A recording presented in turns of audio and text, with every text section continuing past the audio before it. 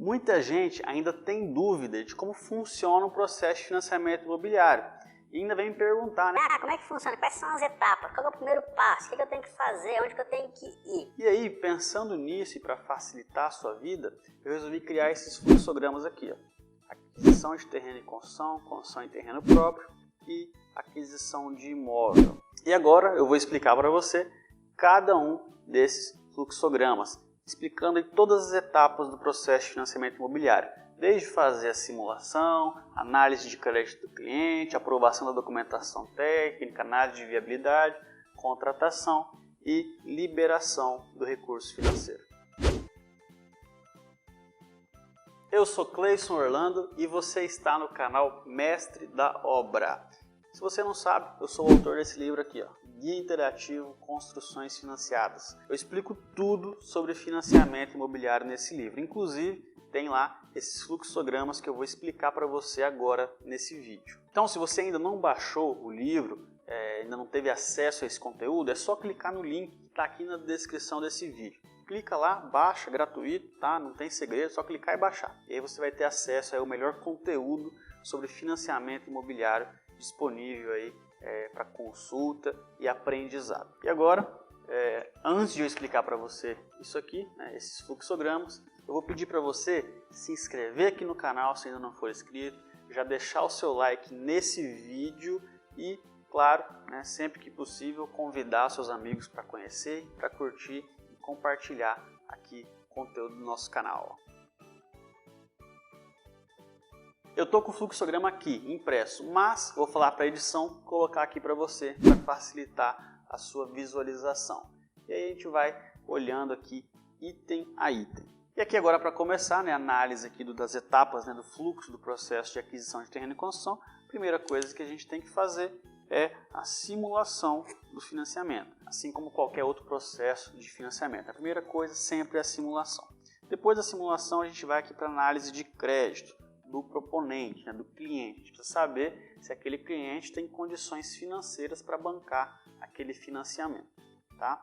Se ele não for aprovado, né, aí a gente tem que procurar um outro imóvel, um imóvel mais barato, refazer a simulação, ou mesmo saber, né, às vezes ele tem um nome sujo, alguma restrição que impeça o financiamento. Então, o processo para aí. Agora, se for aprovado, né, se for aceita a análise de crédito do proponente, aí ele parte para uma etapa que é a análise jurídica, a análise técnica e a avaliação do imóvel. Nessa etapa, a gente vai fazer 4 análises diferentes. Análise jurídica, análise técnica, e aí tem a avaliação do terreno e a avaliação do imóvel como se pronto estivesse. E tudo isso o banco vai utilizar para definir a viabilidade econômica do imóvel. Eu já gravei um vídeo aqui falando sobre isso, sobre a viabilidade econômica, né? Como que a Caixa decide, como que a Caixa pega todas as informações, todas essas análises e bate o martelo. Não, aquele imóvel pode ser aceito para financiamento. Se você não viu esse vídeo ainda, recomendo que você veja depois. Nós vamos continuar aqui o raciocínio.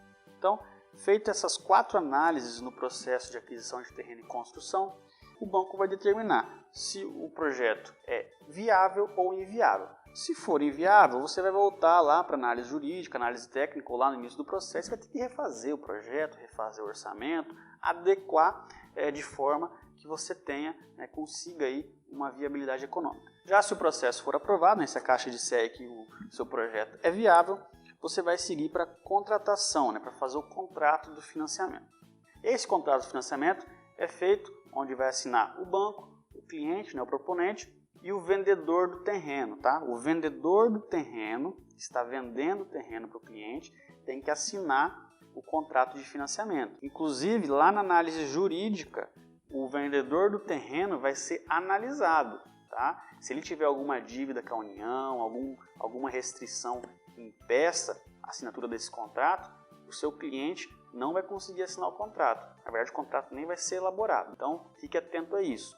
O banco analisa também o vendedor. Se o vendedor tiver o nome sujo ou algum problema aí com a Receita Federal, com o governo, geralmente, esse processo não vai para frente. Então, lembre-se de analisar também quem está vendendo o terreno nesses processos de aquisição de terreno e construção. Beleza? Assinando o contrato, esse contrato ele vai para registro no cartório de imóveis. Né? Vai lá fazer a averbação desse contrato na matrícula do imóvel, né? Lá na matrícula do imóvel passa a aparecer que aquele imóvel é alienado ao Banco Caixa, onde o devedor vai pagar um financiamento em tantas vezes, tal, tá? E aí, apenas após a verbação do contrato na matrícula do imóvel, é que o banco vai liberar o pagamento do terreno lá na conta do vendedor, da pessoa que está vendendo o terreno, beleza?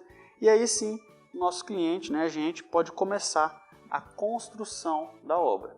E aí, começando a construção da obra, entra naquela fase de medição por etapas, né? O que a gente apresentar lá no cronograma físico-financeiro e for aprovado, lógico, é o que a gente tem que seguir. Se a gente falar lá que vai fazer 15% por mês, a gente tem que fazer 15% por mês, ou 30%, enfim. Conforme a gente define o nosso planejamento, é o que a gente tem que seguir.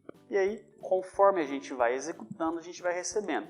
Mas lembre-se, a gente não recebe adiantamento. A Caixa só paga aquilo que você construiu. Então não tem esse negócio de adiantar uma parcela para começar a obra. Não, você tem que ter dinheiro para começar a obra. Dinheiro ou jogo de cintura, né? Como que eu comecei?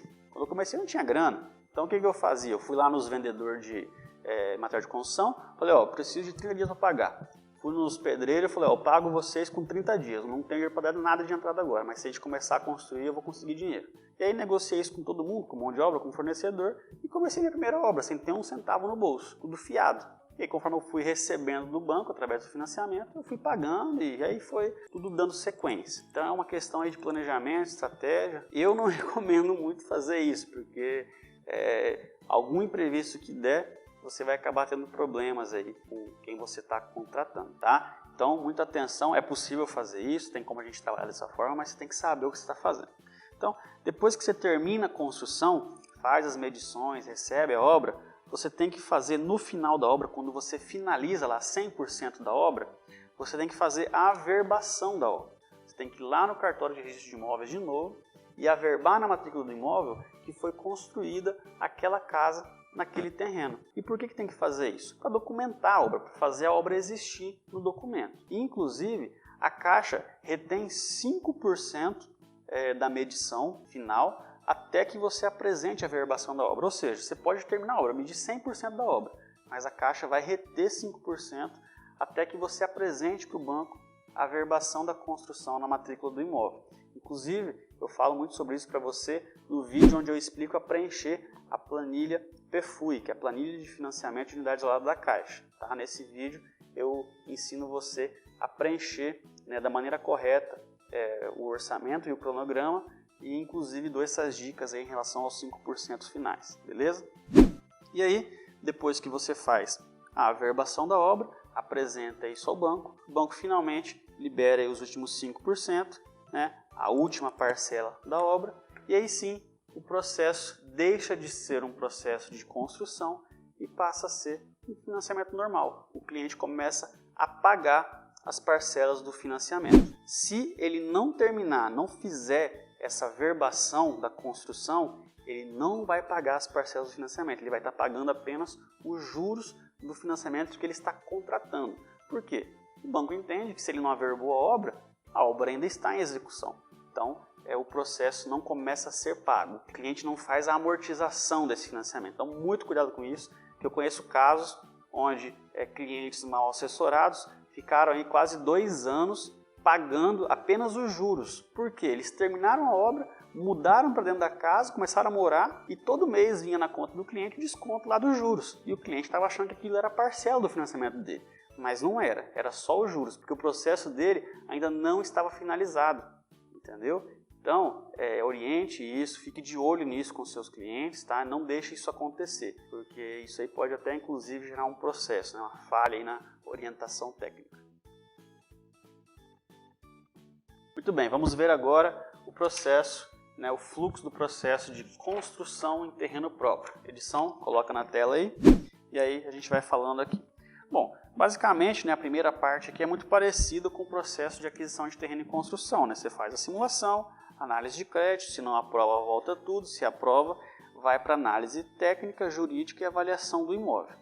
A diferença aqui, basicamente, é o seguinte, perceba que a gente não tem aqui a avaliação do terreno. Por quê? O terreno, nesse caso, já é do cliente, já é do proponente, construção em terreno próprio. Então não tem o porquê a gente, o banco, avaliar o terreno. Aqui a única análise que a gente faz de avaliação é do imóvel como se estivesse pronto. Se você já viu o vídeo que eu falo sobre como é feita a viabilidade econômica desses processos, você vai ver lá que nesse processo de construção em terreno próprio, o que acontece? Para a gente aprovar o financiamento, o valor do orçamento que você apresentou tem que ser no máximo 70% do valor de mercado do imóvel como se estivesse pronto. A gente não analisa o terreno, a gente não faz nenhuma análise sobre o terreno, então não tem porquê a gente avaliar o terreno. Então nesse caso é feita apenas aqui a análise jurídica do cliente, de quem está participando ali do processo. Análise técnica, a gente vai analisar os projetos e o orçamento e cronograma, e avaliação do imóvel, como se estivesse pronto, quanto vai valer aquela casa depois de pronto. E aí, feito todas essas análises, a gente consegue determinar a viabilidade econômica desse processo. Se for inviável, volta lá para a etapa anterior, lá para o início do processo, a gente tem que refazer tudo, conforme as necessidades para conseguir dar viabilidade. Já se for viável, aí o processo segue para a contratação. Na contratação, aqui a gente não tem papel de vendedor, não tem um vendedor de terreno. É tudo feito em nome do próprio cliente. Apenas o cliente e o banco vão assinar esse contrato, tá? Diferente do processo de aquisição de terreno e construção. Então, nesse caso, o cliente e o banco assinam o contrato. Esse contrato vai para registro do cartório, para fazer a verbação desse contrato no cartório. E aí sim, depois que você faz a verbação desse contrato no cartório, você pode iniciar a construção da obra. Perceba que nesse caso não tem o processo de pagamento do terreno, porque não tem terreno para ser pago, o terreno já é do cliente. Então você começa a construção da obra e segue o processo, conforme eu expliquei antes, no processo de aquisição de terreno e construção, você faz a obra por medição, por etapas. Vai construindo, vai medindo, e aí, ao final da obra, quando você finaliza a obra, você tem que fazer a verbação da obra, fazer a documentação, o registro da obra no cartório, na matrícula do imóvel, para poder receber a parcela final, os 5% ali que a Caixa retém do financiamento até que você faça a verbação. E aí sim, depois que você faz a verbação, a Caixa vai liberar a última parcela, os 5% aí finais, e finaliza-se o processo de construção. Lembre-se, mais uma vez, faça a verbação, porque se você não fizer a verbação, você não finalizou o processo de construção. E aí o cliente ainda não vai começar a pagar o financiamento, ele vai ficar pagando apenas os juros. Então é muito importante isso. Faça a verbação, beleza? Agora, mostrar para você aqui o processo de aquisição de imóvel pronto, ou seja, quando você constrói com recursos próprios e depois vende isso para alguém, beleza? A edição joga na tela aí o fluxo e a gente vai explicar aqui. Bom, o processo inicial é basicamente o mesmo que eu já expliquei para vocês. Você faz a simulação, análise de crédito, aprova na análise de crédito e aí vai para a análise jurídica e técnica do imóvel. Aqui, você vê que a gente tem as 3 etapas parecidas com a construção em terreno próprio. A gente faz uma análise jurídica do cliente e, nesse caso, do vendedor, porque vai ter alguém vendendo. A gente faz a análise técnica do processo. Nesse caso, a gente não vai analisar projeto nem vai analisar orçamento, porque o imóvel já está pronto. A única coisa que a gente vai analisar é a declaração de execução dos elementos construtivos. Lá no meu site tem esse modelo aqui, é a síntese do memorial descritivo. É uma declaração que o responsável técnico da obra tem que fazer, dizendo como que a obra foi executada, que tem pilar, que tem sapato, enfim, coisas que a gente não tem como constatar na hora de fazer a vistoria, porque vai estar tudo sobreposto. Então tem que ter essa declaração.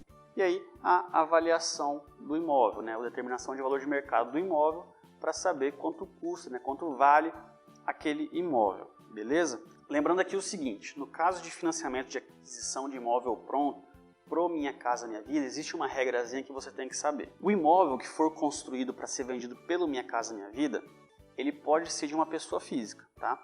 Mas a execução dele, a construção dele, tem que ser feita por uma construtora. E como que a gente comprova isso? Basta emitir a RT de execução ou RRT de execução da obra em nome de um profissional técnico responsável técnico de uma construtora. Então basicamente é isso, para você comprovar que a obra foi executada por uma construtora, basta apresentar a RT ou RRT de execução da obra sob responsabilidade técnica de um engenheiro ou arquiteto de uma construtora, beleza? Isso aí faz o imóvel encaixar e ser aceito no Minha Casa Minha Vida, podendo inclusive estar no nome de uma pessoa física, beleza? Mas tem que estar construído por uma construtora. Então, feita toda essa análise técnica, jurídica e avaliação do imóvel, a Caixa vai determinar a viabilidade ou a inviabilidade. Se for inviável, volta o processo todo. Se for viável, segue para a contratação. E aí o processo é simples. Assinou o contrato, o comprador assina o contrato, o vendedor assina o contrato e a Caixa assina o contrato. Esse contrato vai para cartório, é registrado na matrícula do imóvel. Quando ele volta do cartório, já com registro, o banco vai liberar o valor de compra, né, e venda na conta do vendedor. Simples assim, tá? Um processo simples, rápido, não tem segredos, bem mais rápido de fazer do que um processo de construção ou aquisição de terreno e construção. Então é isso, agora você sabe exatamente como que funciona, quais são as etapas dos processos de financiamento imobiliário para todos os tipos de imóvel. Vale lembrar aqui que eu não falei do processo de reforma e ampliação, mas ele é o mesmo que o fluxograma do processo de construção em terreno próprio, tá? A única diferença é que você não vai construir, você vai reformar, beleza? Mas agora você já sabe tudo e eu vou indicar para você, se você ainda não viu, esse vídeo aqui de cima, onde eu ensino você a fazer uma simulação de aquisição de terreno e construção, que é uma das formas mais interessantes que se tem para trabalhar aí com financiamento imobiliário, beleza? Ali eu explico vários detalhes, várias dicas de como fazer a simulação para aprovar o financiamento da melhor maneira possível para o seu cliente. E nesse vídeo aqui de baixo